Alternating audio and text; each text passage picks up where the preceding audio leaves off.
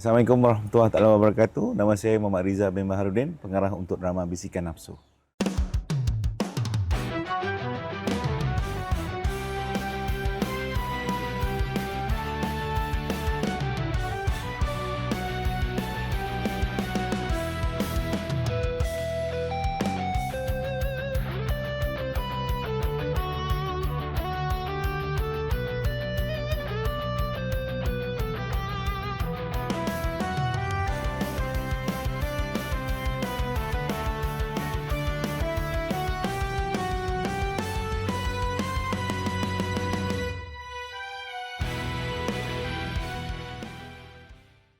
Assalamualaikum, saya Zulhuzaimi Marzuki. Dalam filem Bisikan Nafsu ini saya memegang watak Ustaz Romantik atau nama ringkasnya UR. Ada lagi satu ustaz. Bila saya cakap dia balik tu, sebenarnya dia balik sebulan sekali. Selebihnya dia balik dekat rumah ICU nombor 2. Banyakkan istighfar, banyakkan sabar.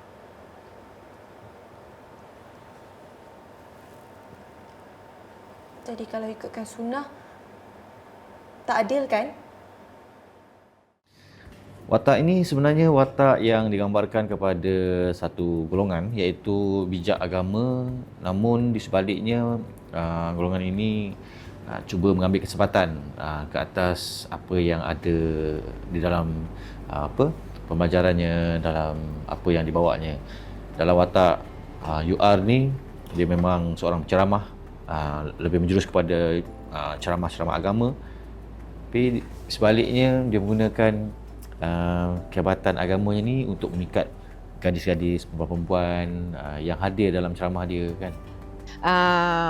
Bagi menghayati watak ni, saya baca 2-3 kali untuk memahami, untuk mendalami watak sebagai watak Alisha ni. Sebab yalah, sebelum ni saya selalunya saya bawa seorang ibu, watak antagonis, tapi watak ni agak lain sikit daripada drama atau filem yang saya pernah buat sebelum ni.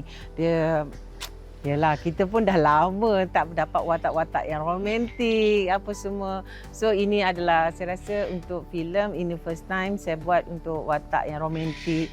Cara macam mana saya adalah reference saya yang saya tengok yang filem-filem ni macam mana nak buat watak romantik ni. Yalah, sebelum ni watak antagonis kan. So untuk mendalami watak ni mostly saya jadikan ada few filem dan filem lah yang saya tengok untuk mendalami watak Alisha. Mak, untuk yang sesuatu. Suka mak. Pinjam sesuatu apa? Mak saya baik tau. Cik backup mak juga. Bila mana nanti akan ada satu part, apa yang diorang tengok, apa yang diorang fikir, suami kepada mama dia ni, iaitu dia ustaz. Dia ustaz. Orang panggil dia gelaran dengan ustaz romantik, tapi sebenarnya ustaz romantik ni dia tak ada pun bahasakan dia ustaz. Dia sebenarnya adalah penceramah bebas sahaja. Tapi orang luar semua panggil pasal ialah tentang dalil agama-agama semua dia tahu. So orang akan biasa panggil dia ustaz. Ya Allah, aku menyesal ya Allah. Aku betul-betul menyesal. Aku janji aku takkan jumpa Aida lagi. Nombor telefon dia pun aku dah delete. Ya ke dah delete nombor dia? Astagfirullahaladzim. Terkejut lah. Bila dia masuk?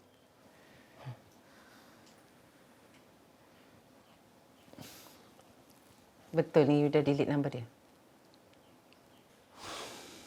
Ya.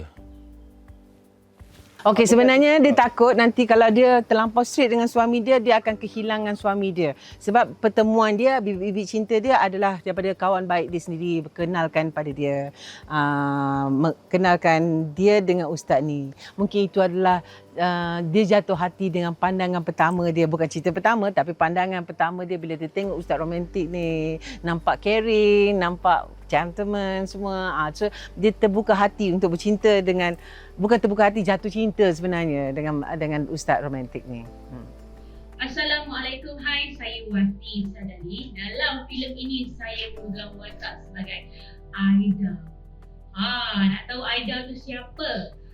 Watak saya ni tak adalah besar sangat. Saya ni hanyalah BFF kepada kawan saya Alisha, iaitu Aida Sadar yang memegang watak tu. Saya kawan baik dia. Tapi itulah orang kata istilah bila kawan baik ni selalu ni kawan. Jadi korang rasa ni korang faham untuk watak saya macam ni. Okay, watak Lola dalam filem ni dia seorang nenek. Nenek yang sangat baik, sangat menyayangi cucu dia, dan cucu dia yang bernama Nadia, dan walaupun dia biarkan cucunya hidup mengikut zaman moden, perkembangan duniawi sekarang, tapi dia tak pernah lupa sentiasa memberi nasihat, dan nasihat-nasihat berguna, iaitu tentang berpegang, kita harus ada batas sebagai seorang wanita, berpegang kepada agama sebagai seorang Islam. Benda ni Lola tak pernah lupa, dia selalu nasihatkan cucu dia tu. Emosi. Sebab macam saya cakap tadi, saya cakap sebenarnya kerana terlampau sayang sangat suami dia tak nak kehilangan, dia sanggup buat apa saja, dia sanggup siapa je yang macam menyakitkan hati suami dia atau yang mengganggu hubungan dia dengan suami dia sanggup buat apa saja. Demi cinta, kasih dan sayang. Mama! Apa yang terjerit-jerit ni? Tadi nak buat air dekat dapur. Apa lagi nak? Cerita apa lagi yang kau nak buat? Mama ingat Nat sengaja kena buat cerita. Hari ni dia buat lagi. Nat, yang kau tuduh tu suami aku. Dia tu ustaz. Dia tak akan buat benda yang bukan-bukan. Dia tahu mana halal, mana haram. Ustaz. Hai, hari ni day 9. Ini bukan 9. Hari ke-9, kita baru jalan first scene of the day. Harap semua berjalan dengan lancar. Dengan bismillah, let's go. Dengan Lola kita hari ni comel. Yes. Okay, bye. Syaitanir rajim. Okay, bye. Okey, kita sebagai pelakon apabila dapat skrip sebuah filem, kita menghormati skrip yang dibagi. Kadang-kadang penulis skrip tu dia tahu apa yang dia nak. Dan bila sampai dekat lokasi, bertemu dengan pengarah ataupun waktu bersama dengan pengarah dan penulis skrip, kita dapatkan pandangan dua-dua sekali. Jadi pengarah kadang-kadang dia nak macam ni. Dan akhirnya terpulang pada pengarah. Kalau pengarah tu memberi kebebasan kepada kita untuk garap lagi watak kita, deepkan lagi, atau ada idea-idea yang lain yang kita nak selitkan dalam watak itu, kalau pengarah tu bagi, kita buat. Tapi ada pengarah dia tak bagi. Tapi dalam cerita Bisikan Nafsu ini, arahan Reza, dia sangat memahami dan dia tahu kami pun seorang nenek. Jadi kami bawa jiwa nenek Raja Azmi tu kepada Lola sikit. Jadi itu sangat membantu sebab kami memang dah ada cucu. Jadi watak Lola ni sangat memberi kesan yang besar tersendiri kepada kami juga. Jadi bila kami bayangkan Lola ni sebagai cucu kami sendiri, itu yang best. Kami bawa satu jiwa Raja Azmi tu dah tolak tepi, kami bawa jiwa Lola yang ada cucu kepada cucu kami Nadia, dan apa yang kami bawa paling banyaklah dalam watak Lola ni adalah elemen-elemen cinta dan kasih sayang seorang nenek kepada cucu tu. Itu yang kami bawa semua daripada Raja Azmi kepada Lola. Itu yang best.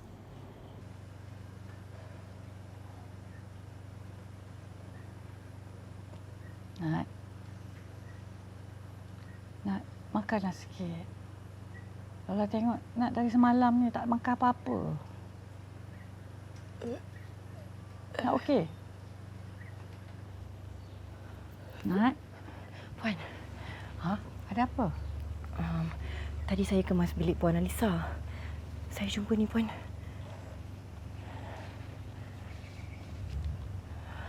Astaghfirullahalazim. Dokumen serah harta. Watak dia ni sebenarnya agak berat lah. Watak Siti agak berat. Sebab dia dikhianati kan, dan perkara yang dilakukan kepada tu adalah tidak adil untuk Siti. Kalau penonton pun dia akan kesiankanlah watak Siti ni nanti, dan untuk saya letakkan Izzati kepada dalam Siti tu, saya tak adalah buat reference kat luar, tapi benda ni pernah dengar, perkara-perkara seperti ini pernah dengar, dan kita pernah membaca tentang artikel-artikel tentang macam ni. Jadi kita absorb je lah energi yang ada di dalam artikel-artikel, dan kita tengok sebelum ni pun ada beberapa juga perkara yang pernah berlaku kalau kita tengok kat media sosial sekarang kan.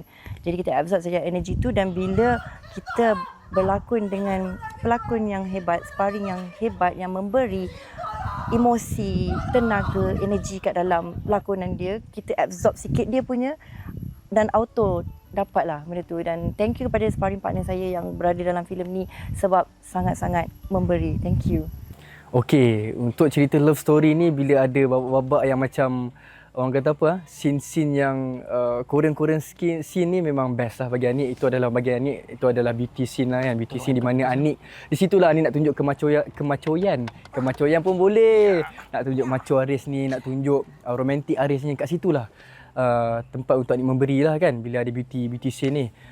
Jadi director kita pula Abang Reza, so memang dia punya killer lah kan, orang kata Korean scene ni kan, scene yang cantik ni. Jadi Anik saya enjoy lah scene macam tu sebenarnya. Chemistry ni penting tau, sebab kalau dalam kamera dia akan nampak awkward kalau tak ada chemistry tu. So Azifa pun sebenarnya bersyukur sebab dengan hero pun Azifa dah berkawan lama, dari sekolah lagi dah kenal kan. So bila jumpa kat set tu, alhamdulillah kita orang just memang macam kawan baik, kawan yang rapat. So bila time shoot tu, alhamdulillah lah kita dapat chemistry yang bagus. Lepas tu luar shoot pun kita orang jaga, ada chemistry yang bagus juga. So itu sebenarnya adalah benda yang penting apabila kita berlakon, especially kita punya watak, banyak watak sweet-sweet dengan dia kan. So chemistry tu sangat penting lah untuk shoot. Bila dekat luar set penggambaran, di situlah di mana kita nak bina chemistry sebenarnya. Jadi Anik dengan Tasha, untuk dapatkan chemistry dalam kamera tu kita kena berkawan rapat tau di luar. Jadi supaya tak awkward. Bila dalam kamera tak awkward, dia jadi macam benda tu lebih natural. Jadi itu bila Anik nak Tasha memberi juga, so Anik kena di luar set, Anik kena cubalah try kan bagi romantik sikit ke apa ke, supaya dia terbiasa dengan benda tu, and also dia tahu macam nak react dengan tu bila dalam scene kan. Jadi apa-apa pun kita professional, kerja is kerja, and also di luar kita berkawan baik, apa semua tak ada masalah. Kita berkongsi cerita, berkongsi macam-macam lah, kita borak macam kawan macam biasa. Sebenarnya benda tu sangat-sangat penting supaya sebab Anik pun baru lagi, jadi Anik tak boleh macam pop dalam kamera kita buat magic, tak ada. Jadi Anik cara Anik yang masih baru ni, Anik dalam di luar set, Anik cuba untuk nak bina chemistry juga. So Anik nak berbaik dengan dia, Anik nak baca rentak dia, Anik nak tengok reaction dia macam mana, supaya dalam kamera kita tahu macam mana nak main. Ya. Sebenarnya Nadia ni sebenarnya bagi saya, dia walaupun baru tapi dia bagus. Maksudnya dia mendengar kata maksudnya kita sama-sama. Maksudnya bila kita rehearsal, dia tidaklah kata orang dia tak nak buat ke apa semua. Dia nak, dia actually dia, bagi saya dia talented sebenarnya. Dia memang boleh berlakon. Dia boleh berlakon maksudnya dari segi macam bila kita rehearsal, dia sama-sama. Kalau kata ajak rehearsal 10 kali pun dia sanggup. Dia sebenarnya okey. Dia okey. Dan saya rasa Nadia, Azifa bawa watak tu dia macam ikhlas dengan watak dia. Ikhlas sebagai seorang Nadia. Bukan ikhlas sebagai Azifa, dia ikhlas membawa watak sebagai Nadia.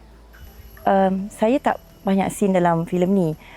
Tapi ada beberapa scene dengan Tasha. Dengan Anik sebelum ni saya pernah kerja beberapa kali. Macam Tasha kali ni kali kedua. Tapi kali ni baru banyak scene dengan dia. Sebelum ni tak ada scene dengan dia. Dan bila dekat luar, bila kita bukan berada dalam set, contoh kita tengah rehat kan, kita banyak berborak. So kita get along, banyak benda yang sama. Which is benda tu interesting untuk kita untuk dapatkan chemistry, sebab saya dengan Nadia sangat rapat dalam cerita ni.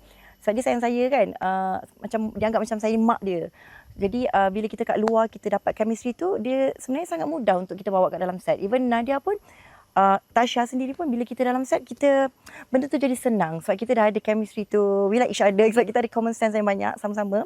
So bagi saya benda tu sangat-sangat membantu. Chemistry di luar sangat-sangat membantu untuk kita masukkan ke dalam set. Dan Tasha juga, walaupun saya tak tahu saya rasa dia baru sangat, tapi dia sangat mudah untuk bekerjasama dan dia sangat committed dengan kerja dia dan dapat energi dia saya dapat. Jadi bagi saya sangat mudah lah Tasha, even dengan Anik sebab dah beberapa kali kerja sama sebelum ni, saya dah tahu dia, benda tu jadi fun, seronok. Tak ada stres-stres, tak ada macam alah ada ni, tak ada. Kadang-kadang ada juga kan kalau kita cakap alamak dia ni kan, macam lah okey. Tapi yang ni okey, semuanya okey. Saya rasa dia sangat profesional, walaupun dia baru, dia profesional dan dia committed dengan kerja dia.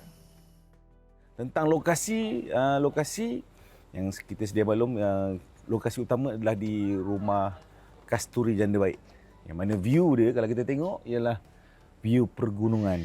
Ni susah sikit sebenarnya kita nak dapat pun. Saya nak syuting kat dalam syuting yang lain pun nak dapatkan view-view ni pun memang susah. So dalam cerita ni anda akan disajikan dengan view-view yang cantik. Okey, saya harap semua support filem Bisikan Nafsu ni sebab dia adalah satu genre, satu filem yang memberi mesej macam-macam kepada penonton untuk mangsa-mangsa. Dalam cerita ni ada banyak mangsa, ada banyak perkara yang berlaku.